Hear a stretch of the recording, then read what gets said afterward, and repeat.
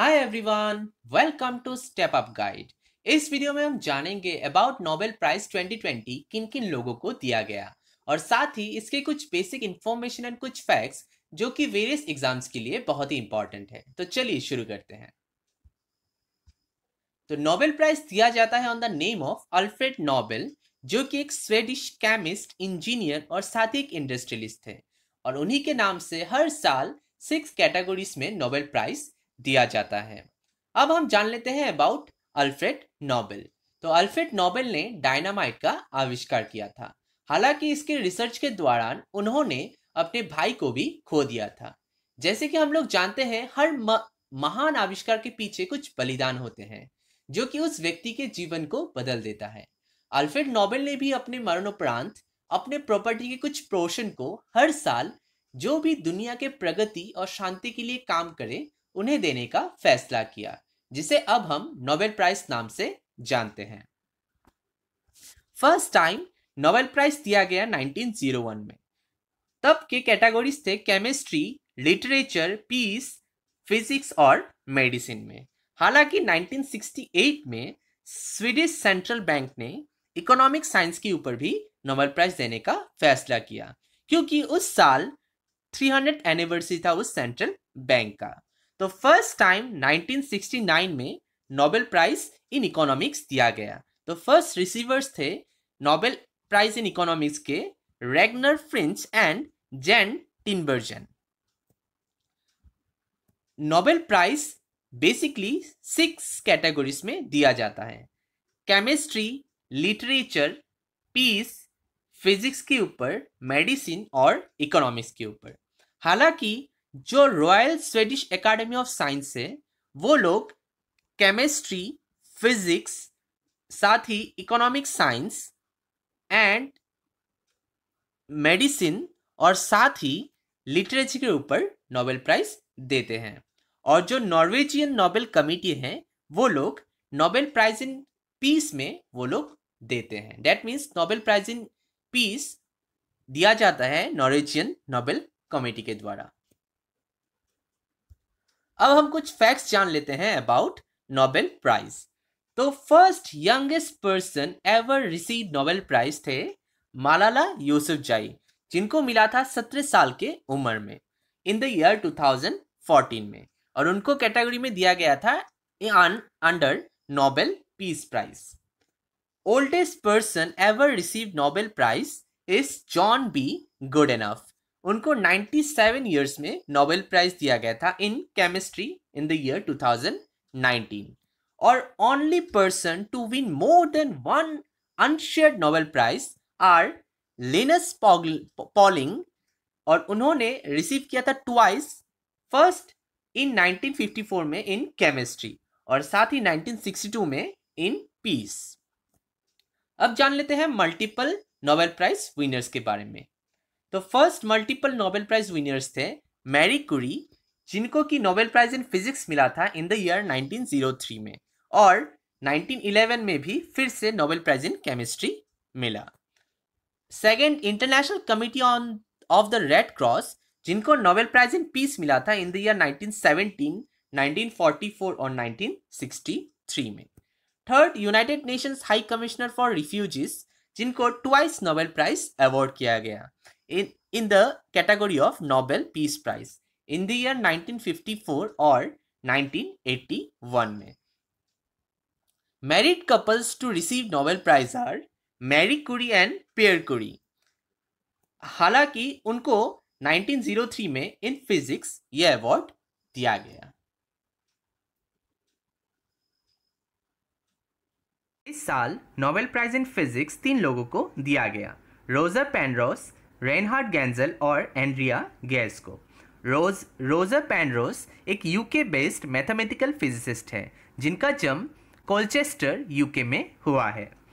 Reinhard गेंजल का जन्म Hamburg in Germany में हुआ है, साथ ही वो एक जर्मन बेस्ड एस्ट्रोफिजिसिस्ट है।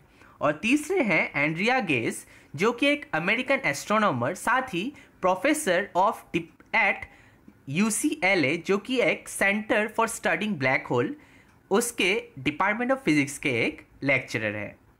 अब हम जान लेते हैं किस कारणवश उन तीनों को ये नोबेल प्राइज दिया गया।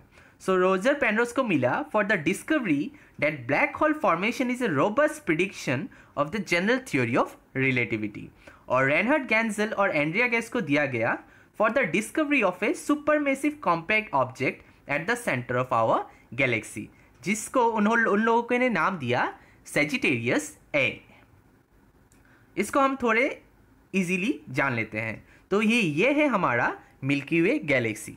तो उन लोगों ने खोज निकाला कि at the centre of our galaxy there is a black object, जिसको उन लोगों ने नाम दिया सेजिटेरियस ए। वो ठीक हमारे मिल्की वे गैलेक्सी के सेंटर में है। और कुछ हम बेसिक चीज़ जान लेते हैं कि हमारा जो मिल्की वे गैलेक्सी है वो एक सुपर क्लस्टर का पार्ट है जिसका नाम है लेनियाकिया। सिंपली हम बोल सकते हैं कि हम लेनियाकिया सुपर क्लस्टर का एक पार्ट है। अब हम जान लेते हैं about black hole. So black hole के बारे में फर्स्ट राय रखने वाले साइंटिस्ट थे प्रोफेसर जॉन मिशेल, जो कि कैम्ब्रिज यूनिवर्सिटी के एक अध्यापक थे। फर्स्ट टाइम इन 1783 उन्होंने ब्लैक होल के बारे में अपनी राय रखी थी। ब्लैक होल ब्रह्मांड का एक ऐसा पिंड है जिसका ग्रेविटेशनल फोर्स इतना स्ट्रांग होता है कि उसके ऊपर रोशनी भी नहीं जा सकती, और साथ ही यूनिवर्स के किसी भी ऑब्जेक्ट उसके सामने जाते ही वो उसको निगल लेता है। सिर्फ इतना ही नहीं, ब्लैक होल के जितना पास हम जाएंगे समय का प्रभाव उतना ही कम हो जाता है, जैसे कि ब्लैक होल के अंदर समय का कोई अस्तित्व ही नहीं है। यूनिवर्स के किसी भी ऑब्जेक्ट को अगर हम कॉम्प्रेस करके बहुत छोटी कर दे तो उसका द्रव्यमान और डेंसिटी से उसका ग्रेविटेशनल फोर्स इतना स्ट्रांग हो जाएगा कि उसके ऊपर रोशनी का जाना भी संभव नहीं होगा, और उसी चीज़ को ब्लैक होल कहा जाता है। अब हम शॉर्ट में थ्योरी ऑफ रिलेटिविटी जान लेते हैं, जो कि बेसिकली रोजर पेनरोज ने जो डिस्कवरी किया, that means black hole formation is a robust prediction of the general theory of relativity, उसके बारे में हम जान लेते हैं। तो ब्रह्मांड के शुरू से ही मोशन उसका पार्ट है, यानी गति। सो मोशन हर एक चीज़ में होता है, लेकिन ह्यूमन सिविलाइजेशन ने मोशन को आइडेंटिफाई किया जब न्यूटन ने अपने लॉ ऑफ मोशन के सिद्धांत को दुनिया के सामने रखा। इस आविष्कार ने दुनिया को समझने का एक नया तरीका दिखाया। न्यूटन ने कहा था कि किसी भी चीज़ की गति कम या ज़्यादा होना उसके बाहरी फोर्स के ऊपर डिपेंड करता है।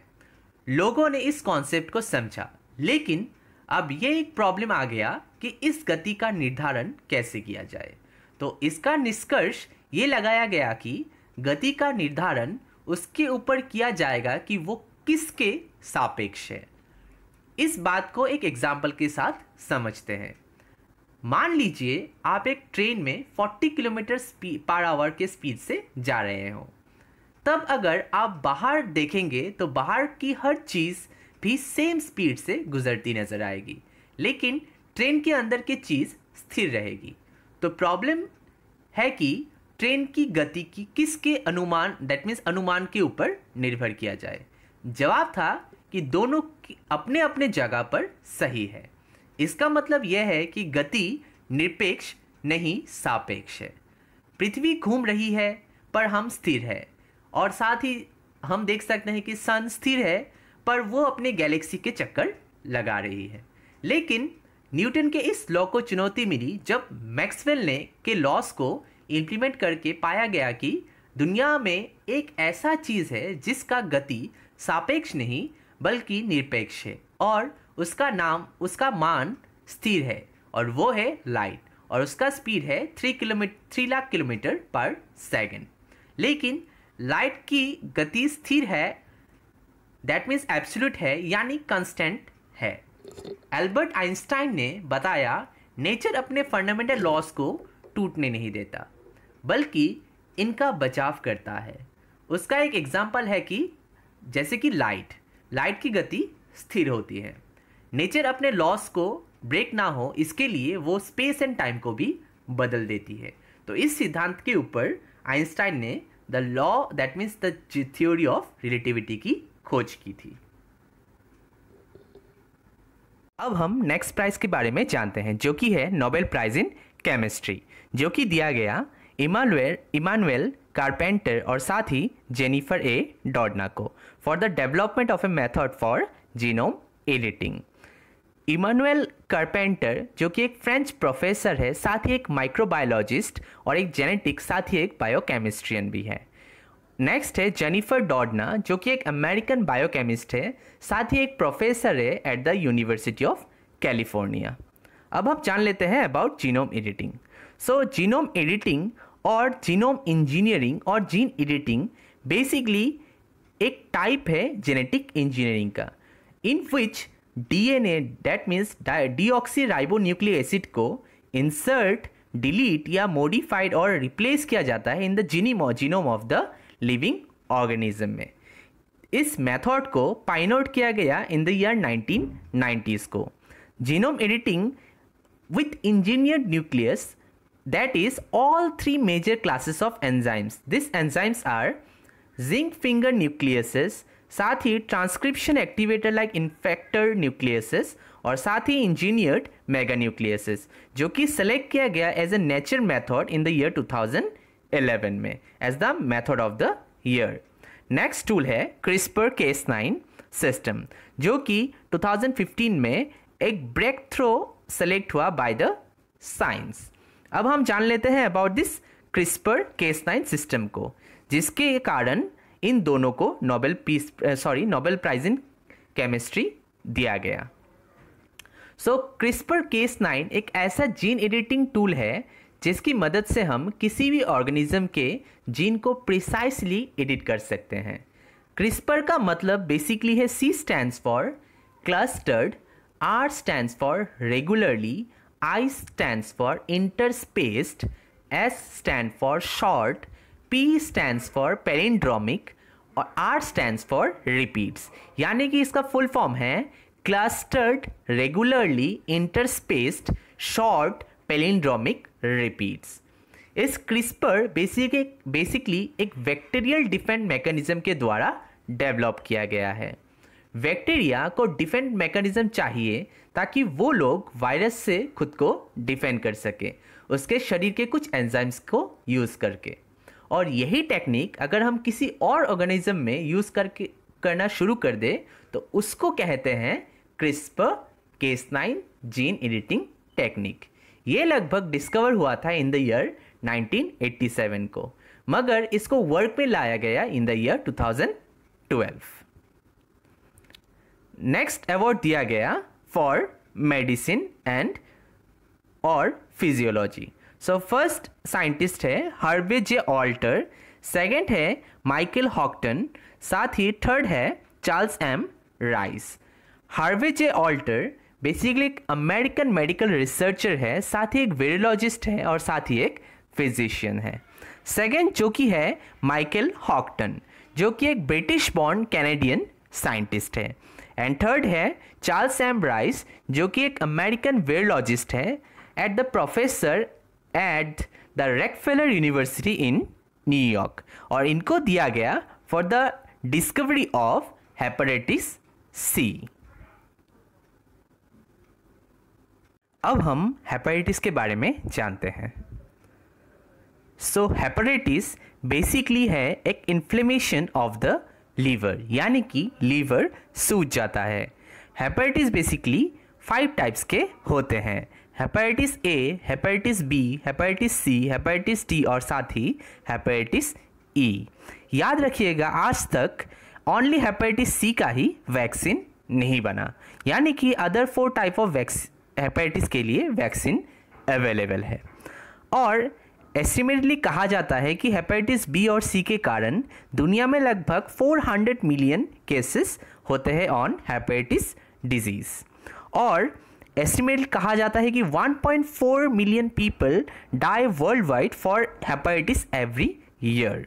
सो सोच सकते हैं कितना खतरनाक ये बीमार है। And 90% of the hepatitis C patients can be healed within 3 to 6 months। ये एक पॉजिटिव पॉइंट है। अब हम जान लेते हैं how does the virus basically spread. तो हेपेटाइटिस ए और E basically lack of food hygiene, साथ ही कंटेमिनेटेड वाटर और साथ ही substandard sanitary that means sanitary facilities के कारण ये स्प्रेड होता है। और जो हेपेटाइटिस बी और सी एंड डी है वो बेसिकली ब्लड के द्वारा या तो sperm and other bloody that means bloody fluids के द्वारा ये स्प्रेड होता है।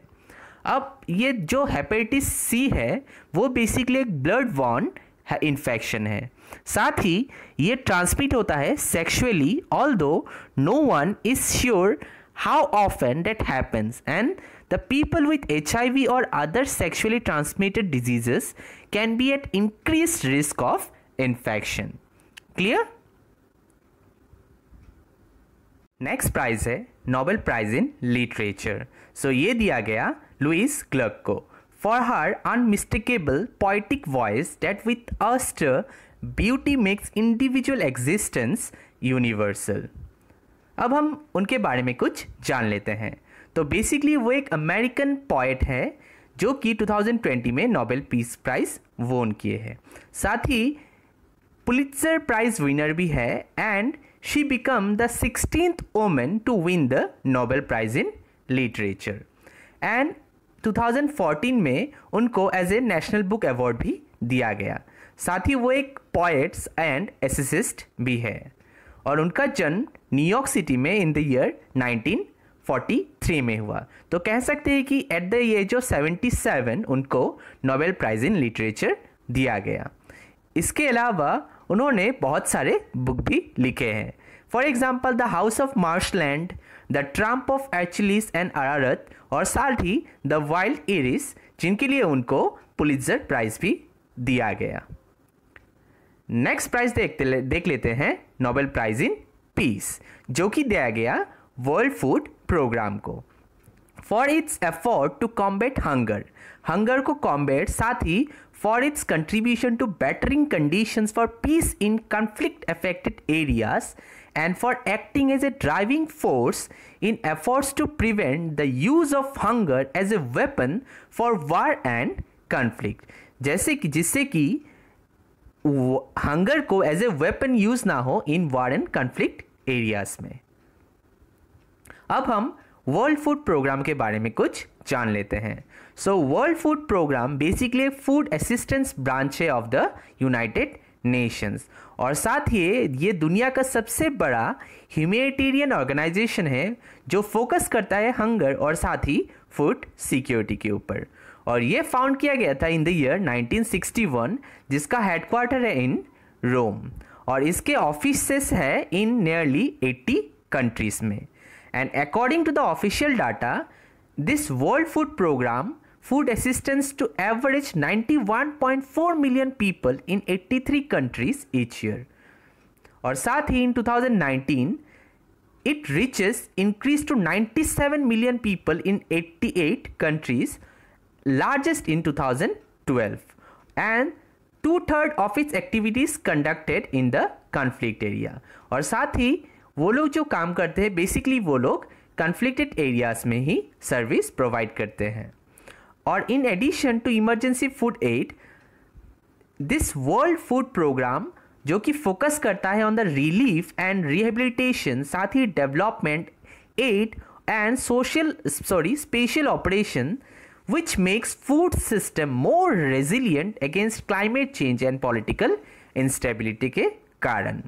और इसके जो एग्जीक्यूटिव मेंबर है जो कि यूनाइटेड नेशंस डेवलपमेंट ग्रुप है which collectively aims to fulfill the 17 sustainable goal जो कि यूनाइटेड नेशंस में अडॉप्ट किया गया, उसके अंडर जो सस्टेनेबल डेवलपमेंट 2 है जो कि बेसिकली फोकस करता है जीरो हंगर बाय 2030, उसको भी ये प्रमोट करता है।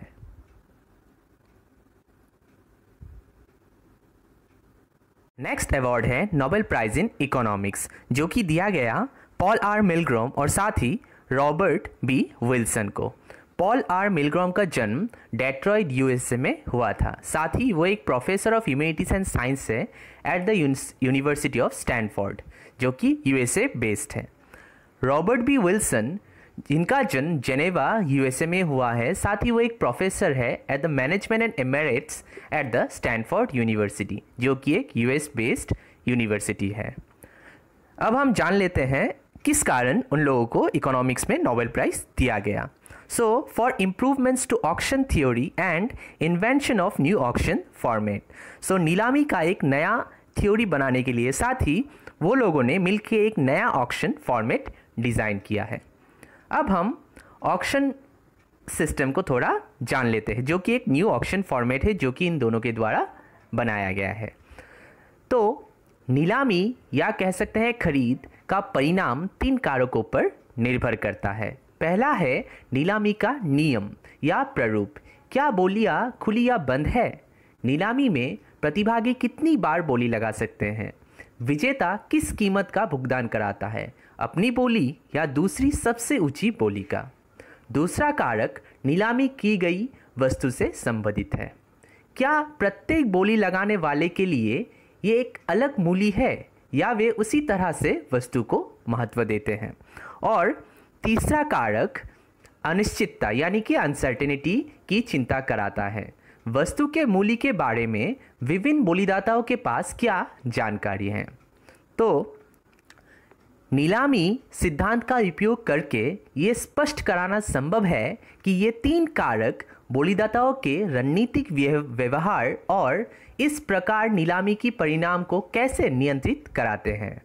सिद्धांत ये भी दिखा सकता है कि नीलामी को कैसे संभव के रूप में अधिक मूल्य बनाने के लिए डिज़ाइन किया जाए। दोनों कार्य विषय रूप से कठिन होते हैं, जबकि एक ही समय में कई संबंधित वस्तु की नीलामी की जाती है। इस वर्ष के आर्थिक विज्ञान में विस्फोट नीलामी प्रारूपण के निर्माण के माध्यम से नीलामी सिद्धांत को और अधिक व्यवहारिक बना दिया गया है। Thank you so much. Hope you guys like this video. Bye bye.